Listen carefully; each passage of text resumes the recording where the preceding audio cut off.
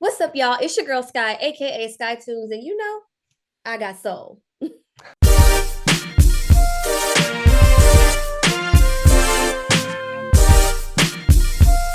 It's funny, Skye.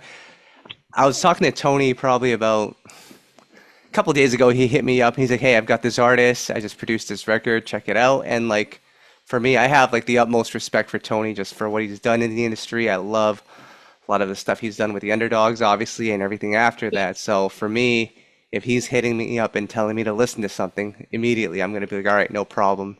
Yeah. And then when I checked out the record, I really liked the record, by the way, and we'll talk about it. And then I just started doing the research on you. I'm like, who is Skye? Because Tony is one of those producers. He doesn't just work with anybody. You know, he has Babyface attached to his name, has Right. Tony Braxton, and I'm looking, I'm like, and then I started connecting dots. I'm like, okay, that's who it is. So Yeah. really want to get into the history, the new Yeah. music, of course, and just everything in between. But I want to first off start off talking about this new record, Reset, which Mhm. again for me, let me tell you what it was like for me to listen to this record. And then so Tony sent the record over to me and I started listening to it, and I'll be honest, like I think the first verse and once it got to the hook, I was like, this is cool. But then I felt like once it hit that second verse, it really got like its stride going, and like from that point I'm like, okay, this is something, right? And then I had Yeah. to go back to the beginning and re-listen Yeah. to it. I'm like, okay, this Yeah. sounds pretty dope. So I mean, just talk about working on this record. So when we started working on this record, I had already had so many slow songs, so many Yeah, ballads, sensual songs, and so we were in search for hard mids and up tempos. yeah. So when Tony sent me a group of beats one night, I was like, this is a slow song. Why did he send this? But I couldn't stop listening to that track. Like I was Yeah, like, this is so dope to me. So we went to the studio the next day, and I was in at Harold Lily's studio with another producer, Ba, writer Antoine, and a girl named Parker, who's really incredible also. yeah. And we were working on something that was an up tempo in one room, and they went to another room and started working on Reset. Mm, So the start of the song came from Antoine, Parker, and Ba, of course, Tony's track, yeah. in a whole nother room. And then they came in, and I'm not gonna lie, before they came in, I was just kind of like, okay, I know it's gonna be good, they're good, but like I don't want any more slow songs right now. Yeah, And they sang what they were doing, and I was like, oh yeah, we got to do this. It's gonna definitely yeah. be something that I have that's already slow. So I then added on to the writing of the song, to finishing it, and it was called Recess at first. Mm, We ended up ultimately changing it to Reset because you can get it, just creatively. Reset can mean a whole lot more. right, There's a whole reset challenge that I'm going to begin, and you can reset your life in so many ways, not just as far as like intimacy or you know what I right. mean, like that. So yeah, that's how it started. It was a song that I thought was going to be a throwaway because we Yeah. already had so much of that, and then it's sometimes I've learned from artists that the song that ends up being the main single or their biggest song was something that was done after the whole album was complete, you know? Right. So, No, that's dope. Talk about this reset movement that, you're launching here, just because I've heard some of your solo material previously. I think I know you said you have a lot of ballads waiting to come out, but this one seems like a little bit of a reset then, from what I've heard from you so far. Like, just talk about what this reset movement is all about. so the music that I've put out as a solo artist, Yeah. because I was in a girl group, as you know, Yeah. is a lot a bit different actually from what I'm doing now. And I think Yeah. Reset is the perfect introduction of the new me, the Reset version of Skye, Yeah. because it's way more vocal. I'm writing a whole lot more, and it's stemming from a lot of my own ideas. I've grown as an artist, as a human being, as a woman, and I think not. I think I know I'm a lot more comfortable and Right. sure of who I am and just the things that I stand for and don't stand for. And so, Reset, I think, is the perfect reintroduction of myself. You know what I mean?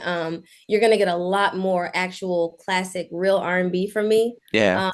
Um, I mean, working with someone like Tony Dixon and even Harold Lilly, and I have Wow. Balls playing live on there.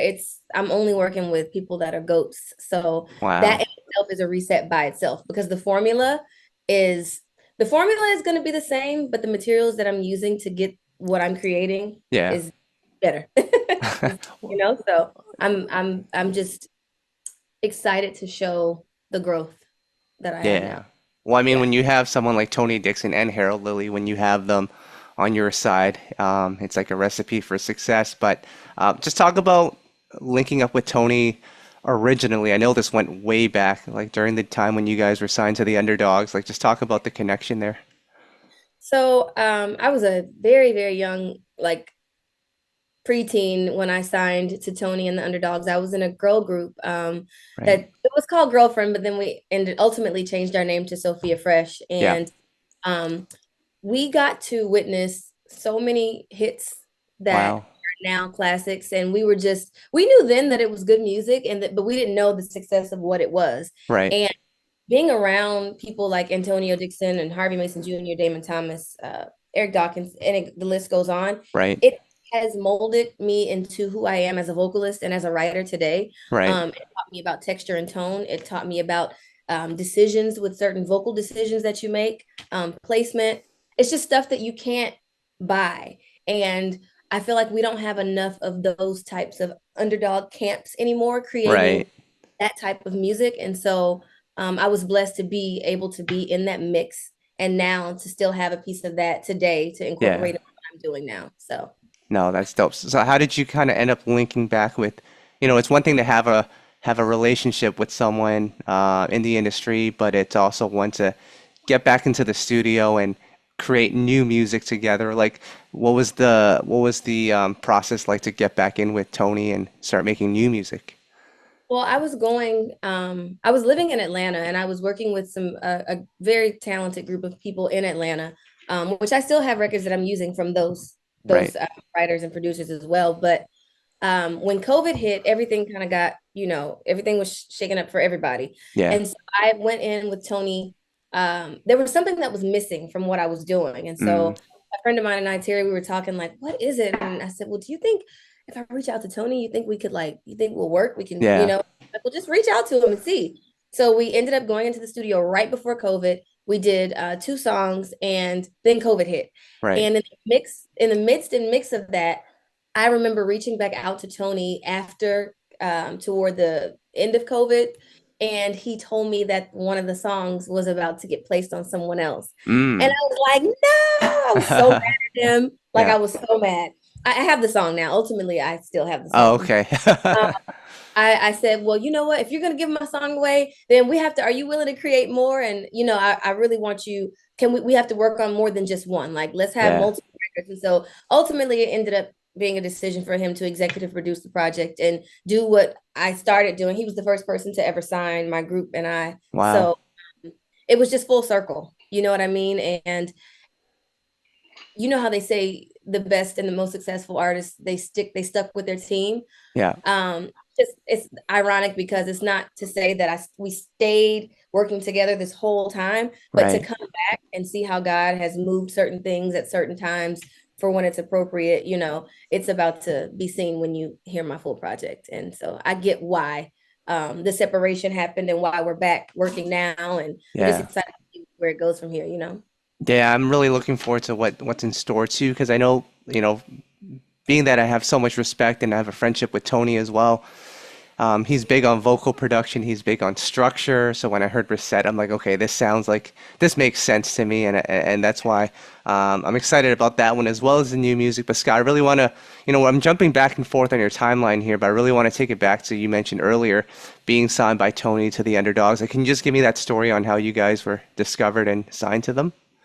Okay, so my group, um, we were a group of kids that were very edgy, Right. very, um, we weren't apologetic about anything. We were just authentically ourselves. Yeah. So we would show up, show out, sing, dance wherever we thought we could get a shot. Right. And so at the time, our producer that was working with us in Houston, he was like, I think I should take you guys to the show NAM. It's like a show for engineers and producers in Anaheim Right. every year. And we're like, what are we gonna do there? So he's like, y'all are gonna dress up and do what you do when we walk around the city and we go to places. So we went for the convention and we walked around and we would just be singing, Wow. and then Tony just so happened to be there. He saw us, stopped us, invited us back to the studio. I think he introduced us to Vincent Herbert at the time. It Right. was Yep. yeah, around that time. And then he also took us to or brought Larry Jackson in to meet us. Wow. We ended up having two meetings, and Larry brought us to Clive. We went to the Beverly Hills Hotel, sang and performed for him, and we got signed right away. So Wow.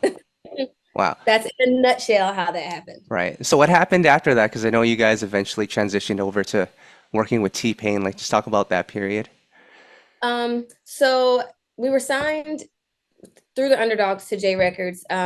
Ultimately, they ended up their deal. It had nothing to do with us. It ended up, Okay. separating. So at that time, everybody individually was just trying to figure out, okay, what are we gonna do? And Right. so we ended up losing. It was four of us. We ended up losing a member. Mm. So when we lost the member, we then decided to seek for new management, and we got this new manager, and he's like, well, let me rewind that. When their deal separated, it automatically our deal ended with J Records. As you know, when you're Of signed through, course. it's through the production company. So Yeah. at that point, we were free agents, and he said, "I really want to introduce you guys to Mike Karen at Atlantic Mm. Records." And we're Yeah. like, "Okay." We went and did our thing, and it was instant on the spot. Right. Mike Karen goes, I think you girls would be really great with T-Pain. And we're like, huh? T-Pain. And he's really talented. Like people don't know. And so he took us over to record plant. We danced and sang for T-Pain. And he was like, oh, sign him. This is my Yeah. group. And then the rest is history with that. So that's how that went from four of us to three of us and from J Records to Atlantic and T-Pain. Wow. And just to get deeper into that, right? Like I think that's the quick version of it, but how are you processing all this as a young person going from label to label? You're recording music, you're seeing all these now legends, the Underdogs, T-Pain, these are legends, like working with them, like just at that time, how were you processing all of that? Um, when we when we got signed to Atlantic and T-Pain, it was when T-Pain was at the height of his career. So Yeah. he had 30 something songs on the radio. Yeah. And he allowed us to be on stage with him. So every tour that he went on, we went with him and he would just call us out. And even if we weren't singing, we were just dancing. And it was such a rush because first of all, it's two total different environments. I mean, you go from, an R&B house to now in this whole hip hop environment. Yeah. Right. So that was a bit of a shock, but it was so fun. As you know, if you know the group, we're big on dancing, so we're Yeah. very like jumping jacks all the time, like little dancing dolls. So we got to break any fears that we had as a performer just by being on stage with him, and we got to absorb his audience. It was a blessing in disguise because we didn't have to start off slow, where it's like you perform for like 20 people and then 100, and Right. Yeah. we were like on stage with him when he's on tour with Rick Ross or Pitbull, or so we had a great, great, great big deal of exposure very fast. But Yeah. And of course, that was the era. Like, we just posted the record that you guys did with Kanye, What It Is. Like, that was a big thing on MySpace, on the uh-huh. internet at the time. And then, of course, you had those records on the Step Up soundtracks. Like, just take me back to those moments for you guys. Hearing people listening to your music, seeing people dance to your music, that must have been really Yeah, cool. it was very cool. And like I said, because we are dancers ourselves, it was a it was a beautiful thing to watch online how many dance crews like just made up choreography or performed it on even some shows. I think there was like some big show, I can't remember the name because it was a while ago in Yeah. Japan, and they were using the song for this contest. It's Right. almost like America's Got Talent or something like that, and we're like, oh my gosh, like Yeah. to be recognized globally, like that with only such a small catalog of music. We had like three or four songs, but Right. it was just beautiful to see online how many people were really taken to us because we were just from Galveston and Houston, Texas. So we never, saw Right. that, on a daily basis. It was something that I miss, I will say. I miss the girls, but I miss showing up to a dance studio for our own rehearsal and people screaming because we were so big in the dance community and they're like, oh Yeah. my Right. gosh, you know what I mean? So I do miss that, but I know it'll be coming back with my music. So Right. um that was a great, great, great experience for us. Yeah, and of course, a lot of that music is now you can find it on the internet. A lot of the records that you guys did with T-Pain, like what ended up happening with that situation? I know a lot of people were waiting for that album to come out. Yeah, so at the time, I believe our label Atlantic and Nappy Boy, which is T-Pain, I Yeah, think we had two different, I don't want to say two different visions, but the way that we would get there, they had two different ways they wanted to present us. I know at the time, because he was hot, a lot of those executives wanted us to be like little T-Pain minions, you know what I mean? And right, the whole auto tune. And he was like, no, no, no. I don't want the same thing to happen to the girls that happened to me because I came out with auto tune. Now I'm right, stapled as I can't sing. You know what I mean? I'm right, stapled as, oh, he has to use that in order to, showcase his music. And he's like, no, these girls can actually sing and dance. Like, I want them to be real artists. I don't want them to be labeled like auto tune or whatever. So it kind of was a back and forth thing, and ultimately we ended up when I say disbanding, me and the girls, it wasn't like we broke up, right. but because there were two different visions and we were in a stuck place, Yeah, we had to make a decision like, okay, are we going to get a release? Because if we don't ask for a release, then we're not going to get anything put out because he right, wants us to make this music. They want us to make that, but they have to distribute it. So what are we going to do? So right, ultimately, we started doing different things. We talk all the time. I actually just talked to one of my group members this morning. So right, and here we are today. We're right, very supportive of each other, and um it wasn't a hurtful thing. It wasn't like, oh, we got dropped and that music never came. It was just like life happens, and it's pretty unfortunate. I will yeah, say, when we speak about it amongst ourselves, we feel unsung, if right, that makes sense. But it's my job and our job now to, make sure we still present this story and give answers, because we have a lot of fans that want to know what happened, you right. know.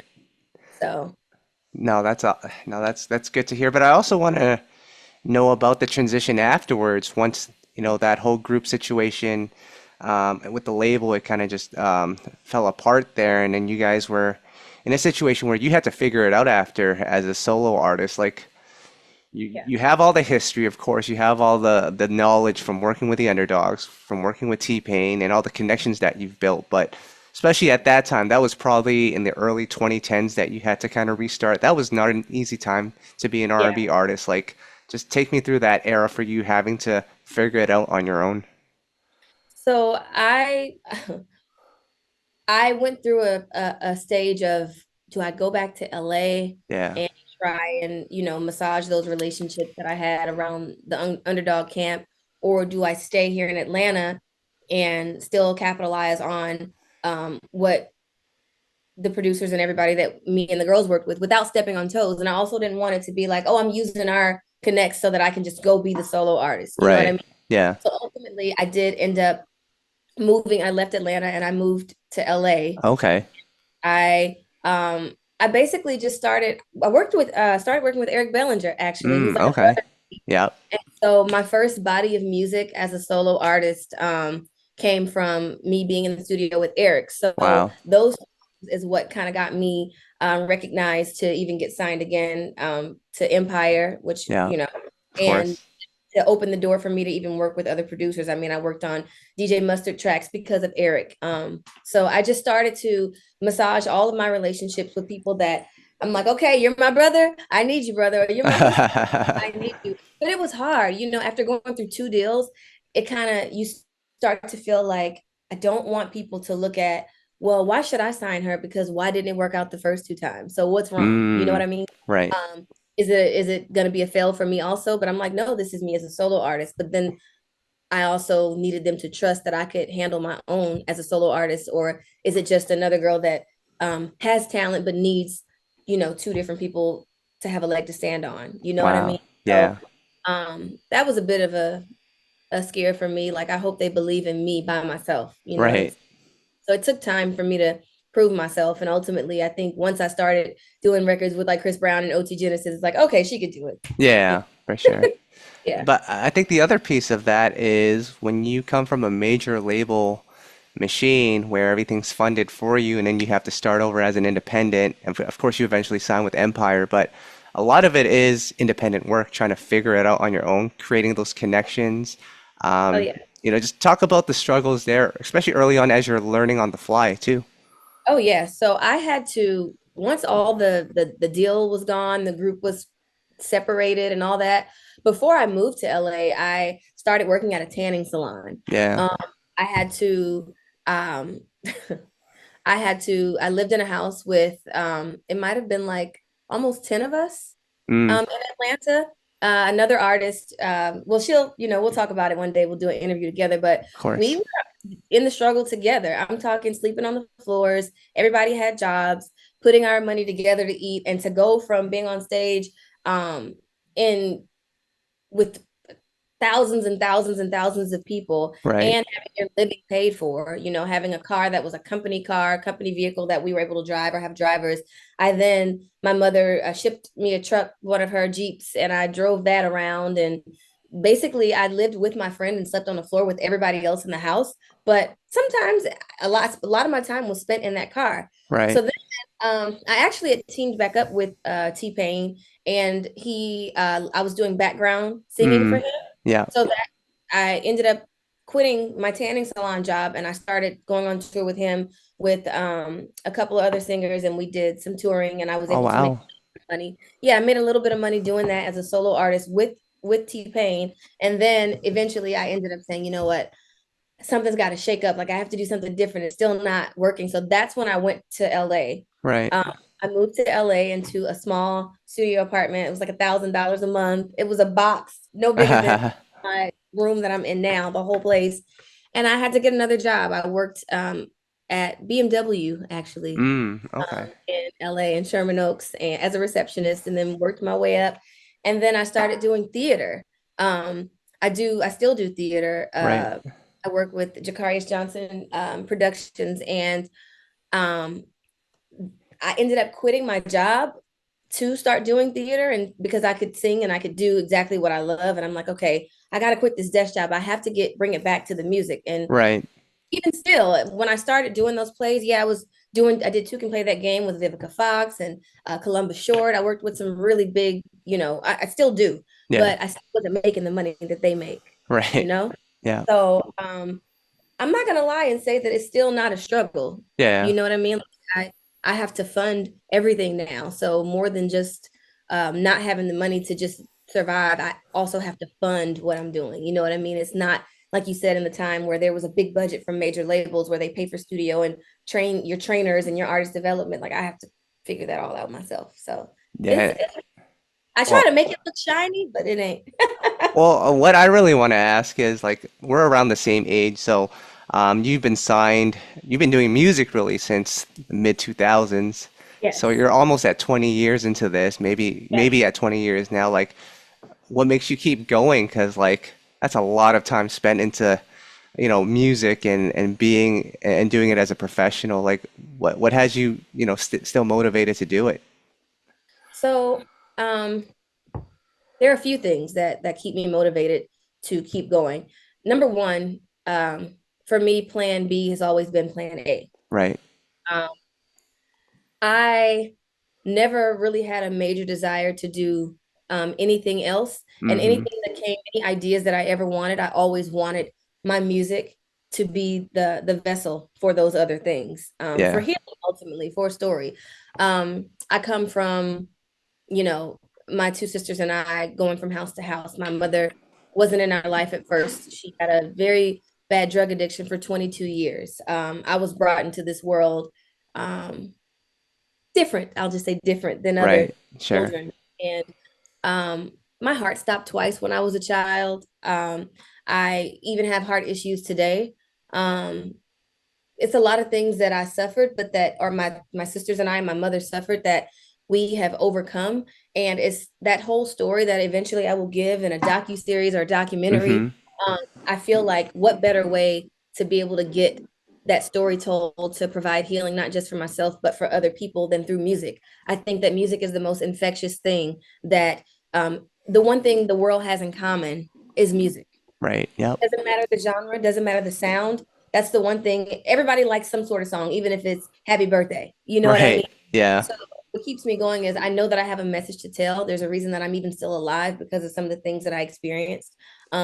And ultimately healing is my goal, and the way that I feel like God has gifted me is through my music. So that's he put that on me. So I Right. know I have to do it. You know what I'm saying? That's what keeps me going. It's God. And it's my mother, honestly, for her to be, she's clean and sober now, 21 years. She's Wow. got the largest, she rescues and saves human trafficking victims because she was one herself. And so I do a lot of work with her. And she has a program in the prisons, and I go and I talk to these women. And how can I be true to myself and if I don't keep going and I'm telling these women who have 20 and 30-year sentences for Right. killing their abuser, not that they just were a murderer, but they killed their abuser to get away. I'm trying to give them hope, but I don't have hope for myself. So Right. I'm big on practicing what you preach. And sometimes, in order to pull somebody out of the tank, you got to get down there with them. So No, for sure. I admire the perseverance because it's not easy. Like I've talked to so many artists that either started before you or after you, and they're done with music now. oh yeah, They don't even want to talk about, the history. And you're openly talking about your time with the group, obviously your solo stuff now. So I think that's really cool. And what's also really cool is when you dropped Fairytale with Chris Brown. Again, this is at a time when you're a solo artist now. People might recognize Sophia Fresh, but they not might not recognize Skye. So I remember when that record came out. Obviously, you had the Chris Brown feature, you had DJ Khaled. So that's a big record, but everyone in the comments would be like, "Who is Skye? Like, who is this new artist?"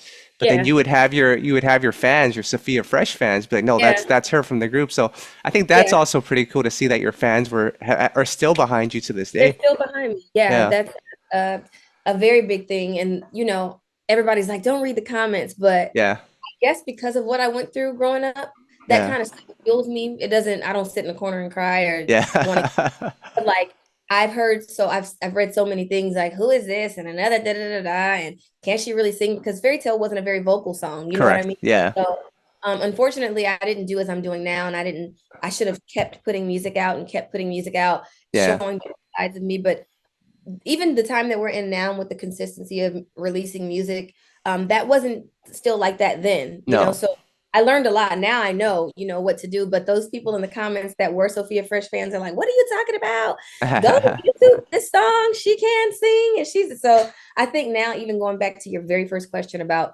the reset challenge for me, Yeah, it's setting the whole face of who I am.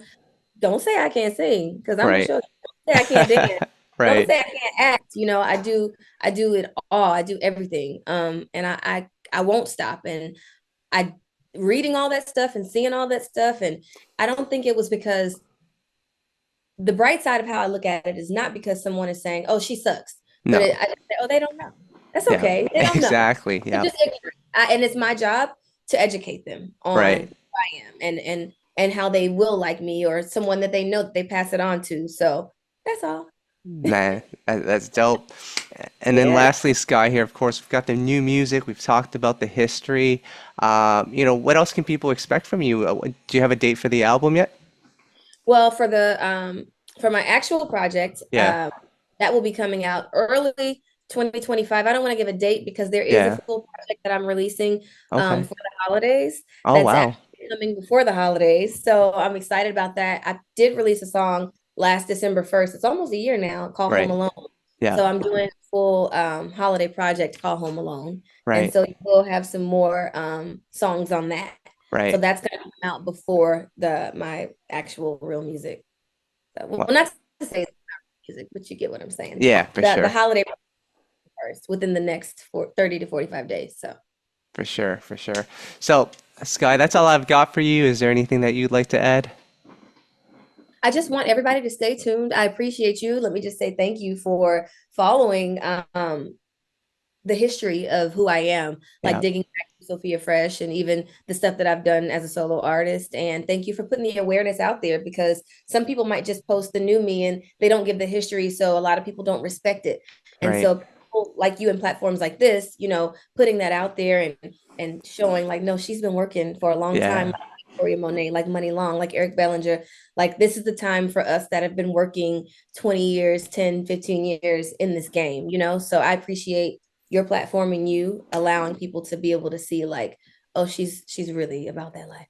No, for sure. And thank you for sharing your story with us.